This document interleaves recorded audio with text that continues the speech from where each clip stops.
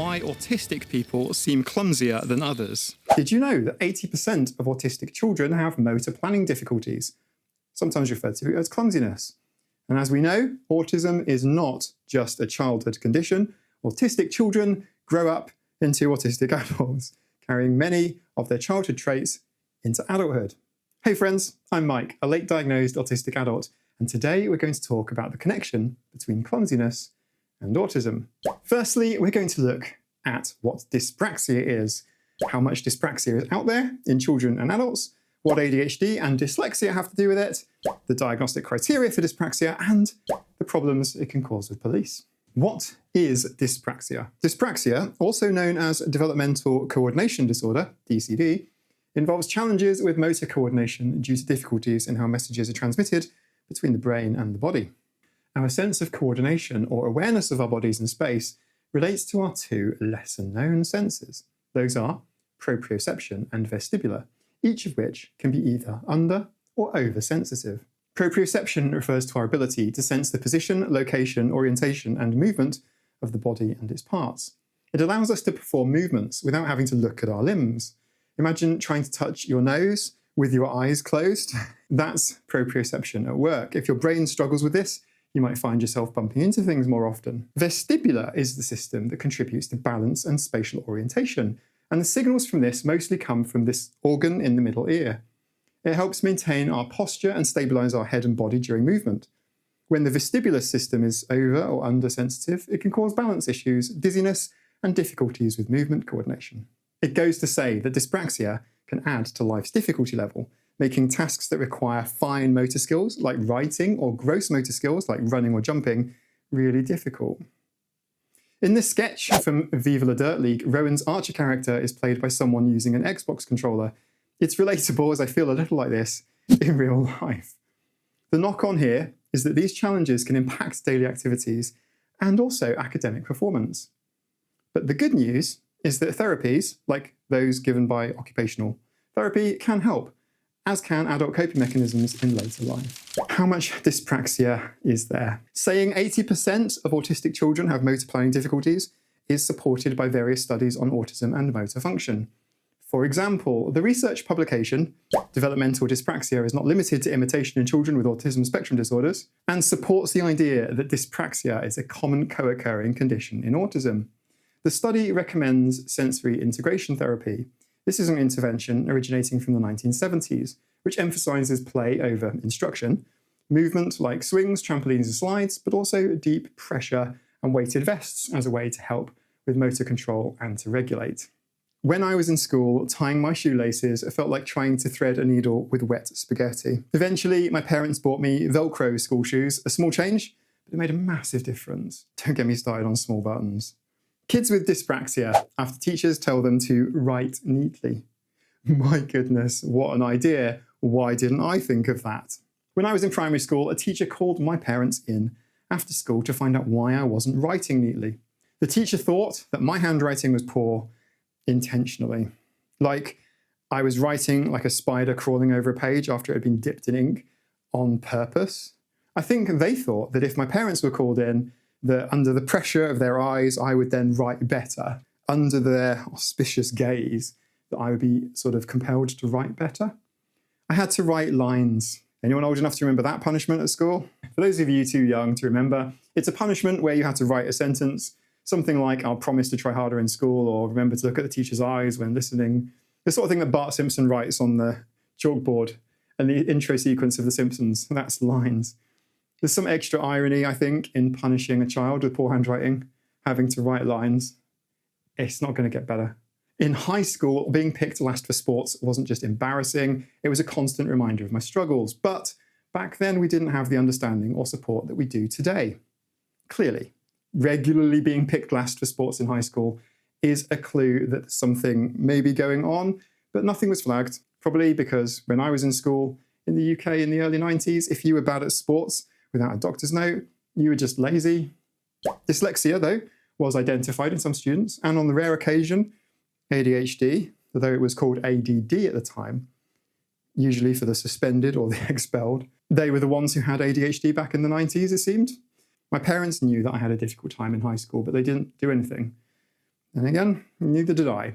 School refusal or truancy wasn't really an option, and back in those days, the school actually had members of staff in the nearby town patrolling for absent kids. Recent studies show that nearly 7% of autistic adults are diagnosed with dyspraxia, compared to less than 1% of non-autistic adults. This means that autistic adults are almost 8 times more likely to have dyspraxia than non-autistic adults. Nearly 3,000 autistic adults were sampled for this study, and the control group contained well over 10,000 non-autistic or allistic adults. Now that's a statistically relevant sample size. ADHDers don't get away from the dyspraxia dinner queue either.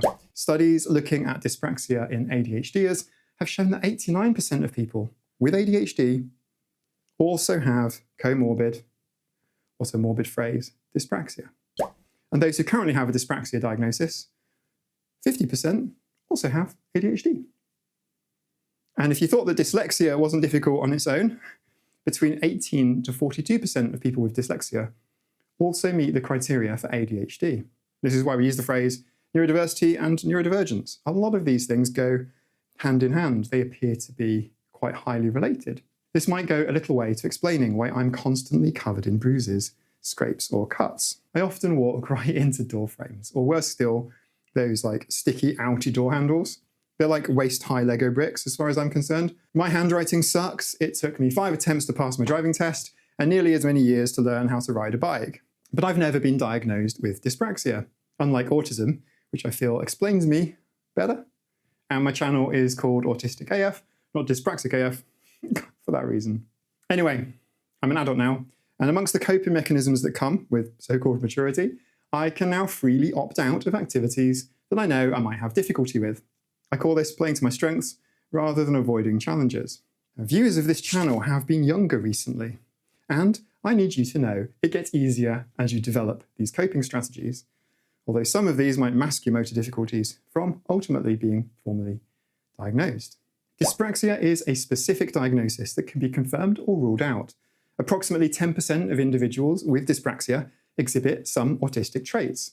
However, many of the 80% of autistic children who show signs of dyspraxia, such as movement difficulties, grow up to be adults who remain undiagnosed dyspraxics.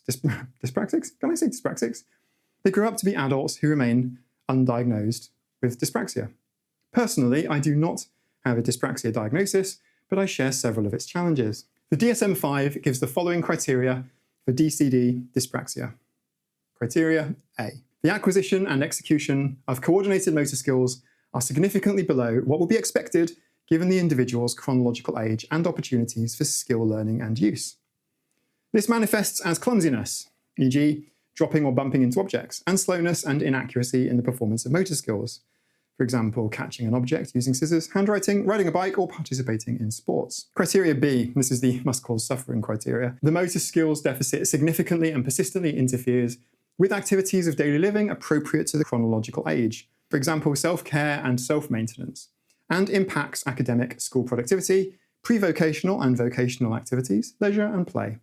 This criterion underscores the impact on the individual's quality of life and well-being. Criteria C. The onset of symptoms occurs in the early developmental period, which helps differentiate DCD from conditions that might arise later in life.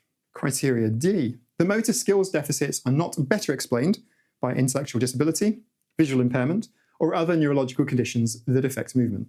For example, cerebral palsy, muscular dystrophy, degenerative disorder. This ensures that the diagnosis is specific to DCD and not a result of other medical conditions. Are you noticing similarities with the diagnostic criteria for autism yet? I relate to the criteria for dyspraxia and suspect that should I present myself for an assessment, that they would diagnose me. But here's an angle that I've never heard anywhere else. When I'm diving. This is somewhat of a hot take, and I'm putting it out here in case someone else can relate. But the clumsiness, the discoordination, the feeling of being a pilot in your head, a couple of inches behind your eyeballs, and you're piloting a flesh and bone suit, now that feeling completely disappears when I'm diving, snorkeling, or swimming. The pressure against my body gives me a heightened sense of my position in the water, and where my limbs are. I can swim through the smallest gaps. I know where I am. I struggle with a door frame, but a hole in a shipwreck, not so much of a problem for me. And I wonder if there's any connection between the proprioceptive feedback of pressure that provides enough neurological stimulation. So whatever signals are being read come through much more strongly than they would do otherwise. It's a bit like my brain is a radio seeking the frequencies that my nerves are sending, and with the proprioceptive feedback of the water pressure, it reads cleanly and clearly. There's also crossover with stimming or self-soothing in the predictable, calming input, the calming benefit, the regulating benefit that sensory integration therapy gives with children in play. This alone is a strong justification for why comfort items associated with childhood, such as toys or stuffed animals, are perfectly acceptable for adults too, as if justification is needed. Policing issues. Motor coordination difficulties can sometimes be misinterpreted by the police as signs of intoxication. The Romberg test, created by 19th century German neurologist Moritz Heinrich Romberg, was used to assess sensory issues with balance in patients with the later manifestations of syphilis, which infects the spinal cord and causes motor control problems. The Romberg test is administered by asking someone to stand with their feet together and eyes closed. Any loss of balance or swaying indicates a positive test. They have an issue with proprioception and probably have late-stage syphilis. 100 years later, the Romberg test is modified and used by law enforcement, often administered to a driver as a field sobriety test. If you're asked to complete a test, to make it harder, you'll now be asked to stand with your feet together, arms at your sides, and with your eyes closed. They'll also ask you to tilt your head back, and then they'll ask you to estimate quietly 30 seconds, and then tell them any amount of swaying, inability to maintain your posture, or signs of instability may be deemed as positive confirmation of intoxication. That's because alcohol or drug use also causes issues with motor control, as it affects response time and can inhibit or conflict with our proprioceptive and vestibular senses. That's because alcohol or drug use also causes issues with motor control, as it affects response time and can inhibit or conflict with our proprioceptive and vestibular senses. But for those of us with hyper, that's high or hypo, though, proprioceptive awareness, or differently sensitive vestibular systems, we're far more likely to have a positive result to that test. A false positive in this case. I rarely stand still. In fact, standing still is something that causes me quite a bit of stress. Now, if we were to meet, you might not ever notice this, but if you were looking for the signs, you just might. I'll be moving the pressure of standing from one leg to the other, or just moving atypically. This is something that law enforcement needs to be aware of to prevent misunderstandings.